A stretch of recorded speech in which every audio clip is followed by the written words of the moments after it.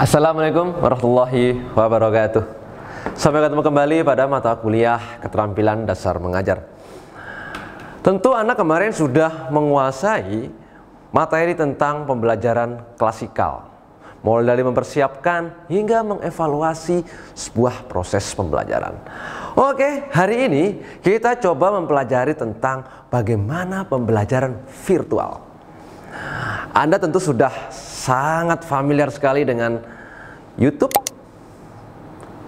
WhatsApp, Facebook, email, atau penggunaan learning management system lainnya yang open source seperti Moodle, Edmodo, Psikologi, Ruang Guru, atau aplikasi virtual lainnya yang berbasis sinkronus seperti Zoom dan Google Meet yang digunakan untuk video conference. Oke, nah saya yakin menurut Anda ketika Anda melakukan itu semua dalam sebuah proses pembelajaran, Anda sudah meyakini bahwa Anda sudah melakukan proses pembelajaran yang betul. Terus bagaimana menurut Anda? Ya, sebenarnya belum tentu. Kenapa? Coba Anda buka lagi pada pertemuan kedua tentang konsep pembelajaran. Sebuah proses pembelajaran itu memiliki tujuan utama, guys. Apa itu? Satu, perubahan sikap. Dari yang dulunya tidak disiplin menjadi orang yang disiplin, menjadi orang yang bertanggung jawab, menjadi orang yang jujur. Kemudian ada juga perubahan kognitif atau pengetahuan, sehingga materi-materi yang disampaikan dalam sebuah pokok bahasan itu mampu diingat, mampu dipahami, bahkan dia mampu mengevaluasi materi yang dipelajari. Yang ketiga adalah adanya kemampuan secara keterampilan atau skill, atau pada aspek psikomotor. Tiga aspek ini yang menjadi tujuan utama adanya proses pembelajaran. Nah, itu bukan cuma ada pada pembelajaran klasikal, guys, tapi juga termasuk virtual. Pertanyaannya, bagaimana caranya agar tiga aspek ini bisa dicapai dalam proses pembelajaran virtual? Oke. Baik dalam pembelajaran klasikal ataupun virtual, tentu ada tiga aktivitas yang wajib ada, yang dilakukan oleh baik pendidik maupun peserta didik. Apa itu? Satu, peserta didik itu wajib hukumnya belajar mandiri. Belajar bukan cuma di kelas, tapi juga belajar di rumah. Ya. Sedangkan pendidik ngapain, pengajar ngapain dong kalau peserta didiknya itu belajar secara mandiri? Pendidiknya, gurunya, pematerinya, dosennya itu ya wajib hukumnya menyusun sebuah bahan ajar, memberikan bahan ajar sebagai sumber-sumber belajar yang bisa dipelajari oleh para peserta didik.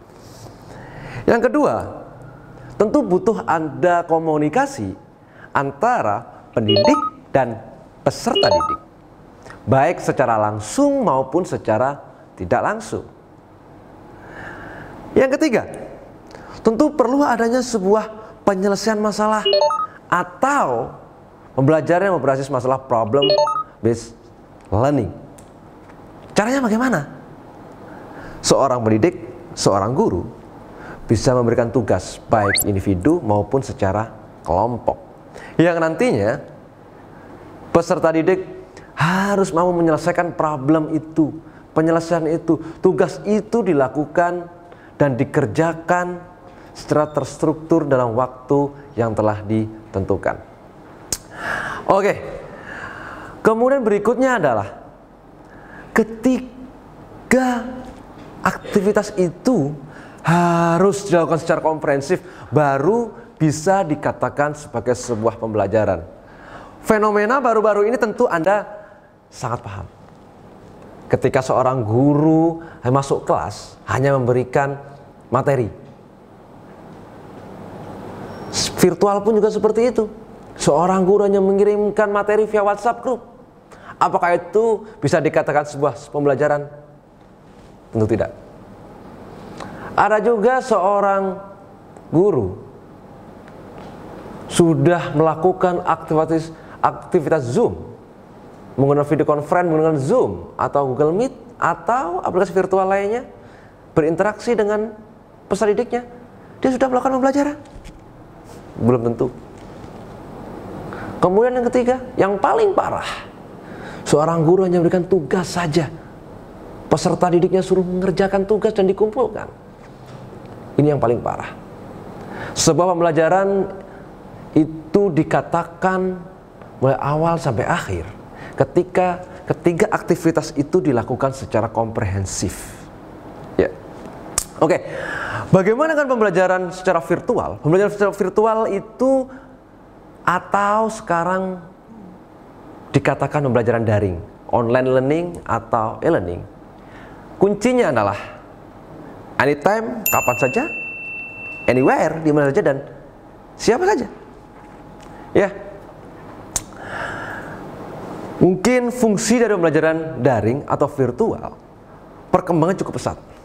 Dulu penggunaan sebuah teknologi itu hanya digunakan sebagai media pembelajaran atau diperbantukan, hanya teknologi hanya diperbantukan untuk proses pembelajaran. Tapi sekarang tidak lagi. Teknologi juga digunakan sebagai sebuah suplemen, yaitu melengkapi, memperkuat kegiatan pembelajaran klasikal, atau komplement, pelengkap, atau bahkan sekarang digunakan sebagai substitusi atau pengganti pembelajaran klasikal yang sekarang sudah sangat penting dan sangat umum digunakan. Apa itu? Dengan adanya online learning yang sifatnya entah itu blended learning atau full online learning atau biasa dikatakan dengan pembelajaran jarak jauh, di mana media pembelajaran yang digunakan itu bukan hanya digunakan sebagai pembantu atau media dalam pembelajaran, tapi sudah menjadi sebuah aktivitas pembelajaran virtual, bukan lagi klasikal. Sehingga pertanyaannya adalah, kenapa itu bisa dilakukan? Kenapa itu dibutuhkan? Perkembangan teknologi dan kebutuhan akan informasi yang cukup cepat oleh peserta didik itu memungkinkan perkembangan teknologi dari bidang pembelajaran itu sangat dibutuhkan. Sehingga apa yang perlu Anda lakukan untuk mempersiapkan pembelajaran virtual? Satu yang perlu Anda tahu, yaitu adanya Learning Management System atau LMS. Dalam pembelajaran klasikal, tentu Anda belajar dalam sebuah ruang kelas. Ruang kelas yang punya fisik, di dalamnya ada bangku, ada kursi, ada whiteboard, ada alat tulis. Tapi dalam pembelajaran virtual, itu digantikan dengan sebuah istilah yang namanya Learning Management System. Ya, seperti di awal tadi yang saya sampaikan, banyak sekali LMS yang terbuka, yang gratis digunakan untuk pembelajaran virtual. Salah satunya seperti Moodle, Psikologi, Nakeos, dan lain sebagainya. Yang berbayar ada seperti Ruang Guru, Kuiper, dan lain sebagainya, meskipun ada yang gratis. Selain LMS, yang paling penting dalam pembelajaran virtual adalah sebuah konten atau materinya. Materi berbagai macam sumber belajar.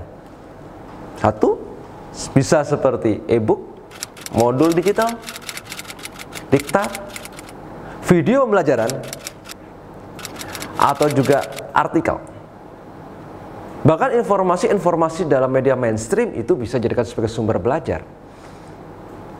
Disitulah letaknya mereka peserta didik untuk belajar secara mandiri. Kemudian yang berikutnya adalah perangkat keras atau server, guys. Ini yang modal cukup gede, yang kadang-kadang sebuah institusi susah untuk membuat secara mandiri, sehingga mereka oke, kita gunakan aja yang gratisan. Kemudian berikutnya adalah kurikulum. Ada yang mata pelajaran atau mata kuliah. Selanjutnya apa? Dibutuhkan sebuah data user agar bisa berinteraksi. Siapa? Data pendidik atau data peserta didik yang nanti akan diinput dalam sebuah LMS. Dan yang terakhir yang paling penting adalah jaringan internet. Ya, tanpa jaringan internet tentu aktivitas belajar virtual tidak akan bisa berjalan dengan baik. Oke. Pada video kali ini kita cukup sampai di sini, dan selanjutnya akan kita lanjutkan dengan bagaimana mengimplementasikan pembelajaran virtual secara efektif dan komprehensif. Baik, terima kasih. Assalamualaikum warahmatullahi wabarakatuh.